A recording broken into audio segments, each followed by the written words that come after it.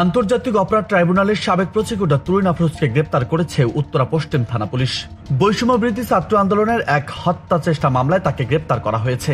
মামলা দাখিলের পর থেকে তার গতিবিধির উপর নজর রাখছিল গোয়েন্দা পুলিশ। সোমবার রাতে উত্তরা ৩ নম্বর সেক্টরে একটি বাসে অভিযান চালিয়ে তাকে গ্রেপ্তার করা হয়েছে বলে জানিয়েছেন ডিএমপি উত্তরা বিভাগের উপকমিশনার মোহাম্মদ মহিদুল ইসলাম।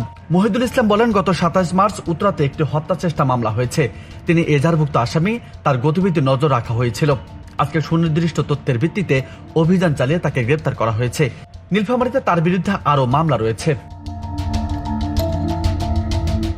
তুরিন আফরোজ আন্তর্জাতিক অপরাধ ট্রাইব্যুনালের প্রসিকিউটর ছিলেন, তবে অভিযুক্ত একজনের সঙ্গে সাক্ষাতের অভিযোগে তাকে ট্রাইব্যুনাল থেকে অপসারণ করা হয়।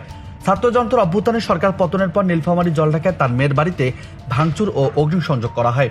এরপর ৭ আগস্ট তার উত্তরার বাসায় দুর্বৃত্তরা হামলা চালায়। হামলায় তিনি অভিযোগ করেন, দুর্বৃত্তরা তার মাথার চুল কেটে দেয় এবং শারীরিক নির্যাতন করে।